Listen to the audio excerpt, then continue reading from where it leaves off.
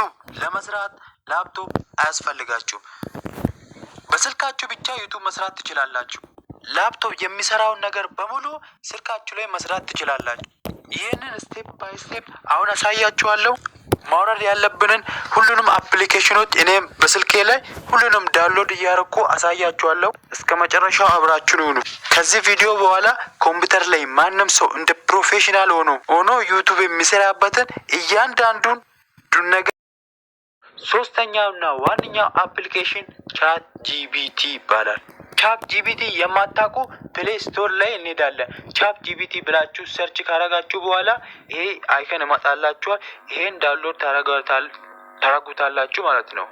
እሱን ስልካችሁ ላይ ትጭናላችሁ። እኔ ጋር ድሮ ዳውንሎድ ስላደረኩት አፕዴት የሚል ኦፕን ይለኛል ማለት ነው። ከዛ ወደ ውስጥ እንገባ። ቻት ጂፒቲ የዩቱብ ምን ይጠቅማችኋል መሰላችሁ? አንደኛ ስክሪፕት ይጽፍላችኋል።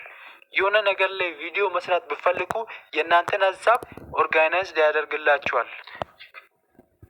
እናንተ ጋር ያለውን አይዲያ እንደ ዩቱብ ሆኖ ኦርጋናይዝ ያደርግላችኋል ማለት ነው። ለምሳሌ አንድ የመጣኝን ነገር ልጻፍ። ሰልፍ ኢምፕሩቭመንት ቪዲዮ ፎር ዩቱብ ብዬ ሰርች ላድርግ። ቻት ጂፒቲ ላይ ሰርች ላድርገው ማለት ነው። ከዛ የሚመጣልኝ ነገር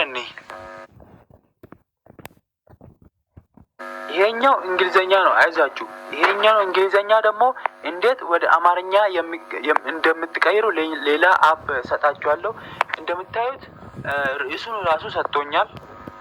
ከ0 እስከ 45 ሰከንድ ሁኩን ምን ብዬ መጀመር እንዳለብኝ ሁክ ሰጥቶኛል። ከ45 ደቂቃ እስከ 2 ደቂቃ ምን ማውራት እንዳለብኝ ሰጥቶኛል። ከ2 ደቂቃ እስከ 3:45 ደግሞ ምን ማውራት እንዳለብኝ ሁሉንም ነገር ሰጥቶኛል ማለት ነው።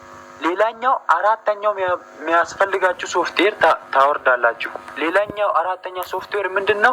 ቻት ጂፒቲ ላይ የተሰጠንን እንግሊዘኛ ቃል ወደ አማርኛ ቃል የሚተረጉምልን ማለት ነው። ወይም ጉግል ትራንስሌተር ማለት ነው። በዚህ እንግሊዘኛ ላይ የተሰጠንን ቃል ወደ አማርኛ ላይ የምንተረጉምበት ማለት ነው።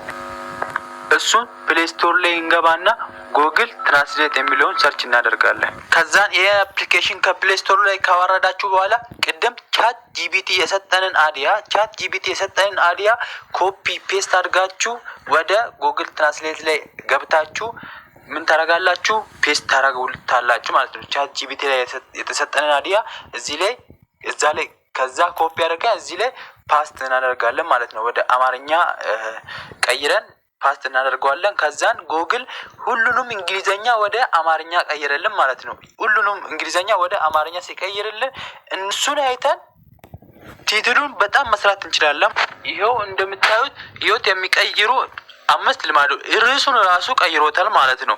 ኮፒ ፔስት አይዲያ ጠፋብኝ ብላችሁ መጨነቅ የለባችሁ። ቻት ጂፒቲ ራሱን የቻለ በጣም ሙሉ ኮርስ አለው። ይሄንን በቀጣይ ሰራላችኋለሁ፣ አታስቡ። ቪዲዮ ላይ ምን ማውራት እንዳለባችሁ እያንዳንዱ ሰጥቷል። ሌላኛው 5ኛው ቮይስ ሪከርደር ነው። ቮይስ ሪከርደር ስልካችሁ ላይ አለ።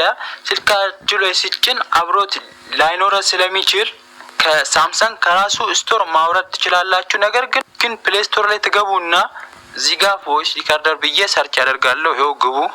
ቮይስ ሪከርደር ለምን ይጠቅመናል? ድምጻችንን ከሳምሰንግ ከራሱ ስቶር ማውረድ ትችላላችሁ። ነገር ግን ፕሌይ ስቶር ላይ ትገቡና እዚህ ጋር ቮይስ ሪከርደር ብዬ ሰርች ያደርጋለሁ። ይኸው ግቡ። ቮይስ ሪከርደር ለምን ይጠቅመናል? ድምጻችንን ቮይስ ሪከርድ ካደረገን በኋላ ኤዲት የሚደረግ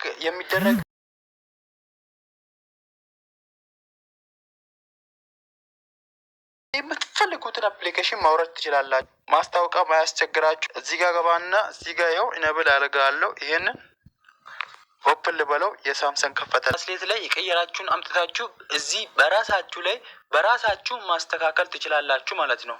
ስለዚህ 6ኛው አፕሊኬሽን ኖሽን ይባላል። ኖሽንን ዳውንሎድ አድርጉት።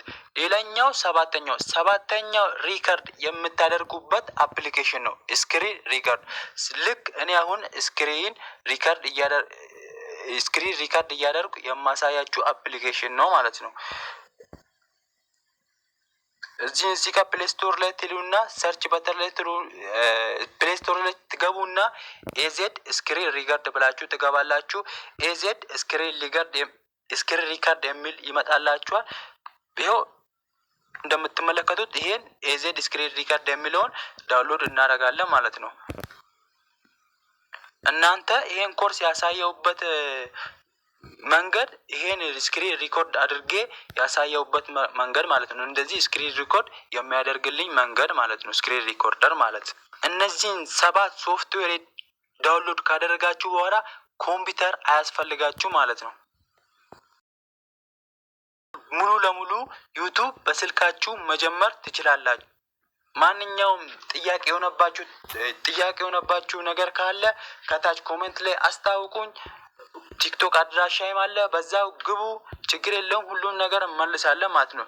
ሌላ ጊዜ ደግሞ በሌላ ቪዲዮ እስከንመለስ እስከዛው መልካም ሳምንት። ቪዲዮ ላይክ፣ ሼር፣ ሰብስክራይብ ማድረጋችሁን እንዳትረሱ። ደህና ሁኑ። ዩቲዩብ ለመስራት ላፕቶፕ አያስፈልጋችሁ።